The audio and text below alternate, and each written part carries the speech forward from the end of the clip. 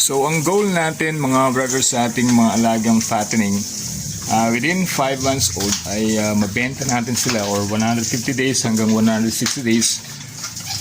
So pumapasok dito sa mga stage ito yung talagang dapat nagiging mataas yung hygiene natin sa ating mga alaga, especially dito sa ating mga fattening.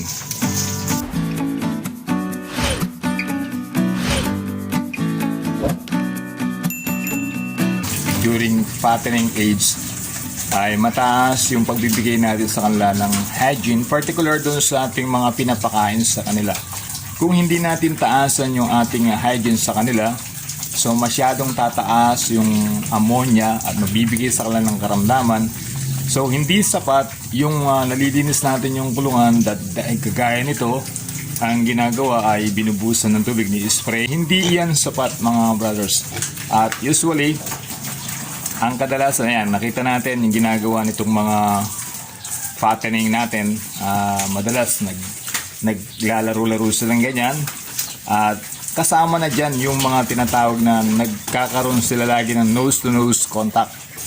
Doon sa bagay na yun, kung mababa yung hygiene natin at ang nagiging sistema natin ay hindi natin talaga nape-prevent yung maruming kulungan. For example, nagkaroon ng sipon yung isa riyan, then mahahawa na nila yung kanilang mga kasamaan. Ganun nag-i-spread yung mga tinatawag na sakit or karamdaman ng ating mga fattening.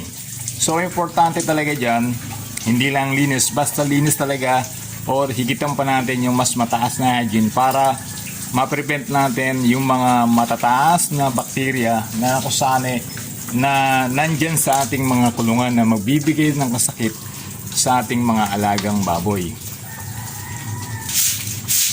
Bukod dun sa pagkain nila na i-maintain natin, kailangan malinis din yung kanilang mga pakainan.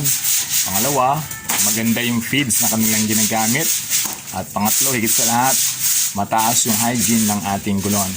So yan, binabasa muna ng tubig yung mga area na kung saan ay malaki yung posibilidad na mayroong dumikit na dumi nila, may dumikit na mga tira-tirang pagkain. At mamaya, ipa-final natin yan para matapos talaga natin yung magandang hygiene or magandang linis sa ating kulungan. Pero mas better, gamitan talaga natin sila ng antibacterial soap para mapatay natin yung mga bacteria na nandyan sa kulungan natin.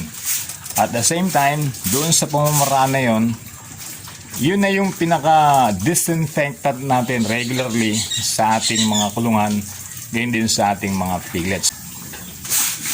At syempre bukod doon, yung pinakakulungan natin mga brothers, hindi siya mabaho.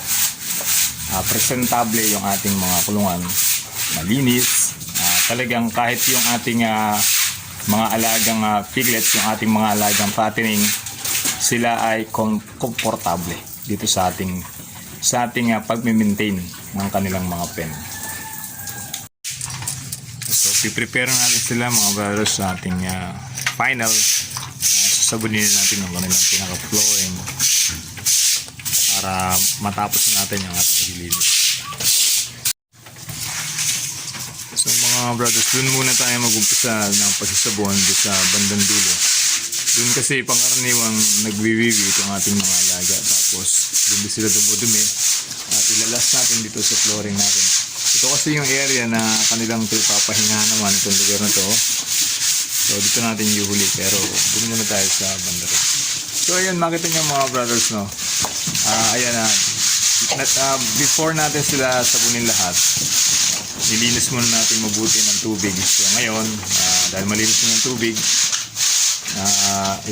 ipinainal na natin ng paglilinis ng may tubig na may sabon saan para tuluyang mapatay yung mga bacteria na nandyan. At the same time, tanggal din yung mga lumang amoy na nandyan dala ng mga nakadikit-dikit na ano. So ngayon natapos na tayo rin, sinabon na. So dito natin ipapainal sa bandang ulit sa yung pinaka nila, pinakapahinga nitong ating mga alagang fattening.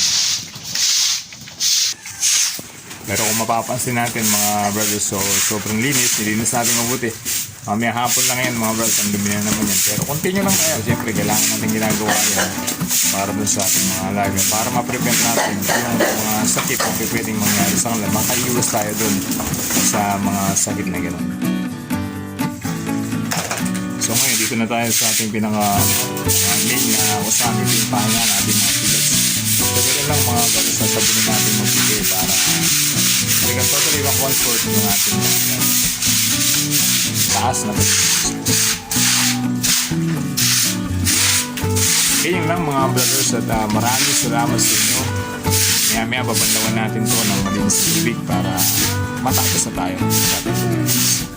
Subscribe niyo po yung ating channel, My Brother is Not a Pig, at marami pa po tayong mga pag-uusapan patungkol sa pag-aalaga po ng ating mga alagang hayop, especially po sa pag-aalaga po ng ating mga fattening or breeders, piglets.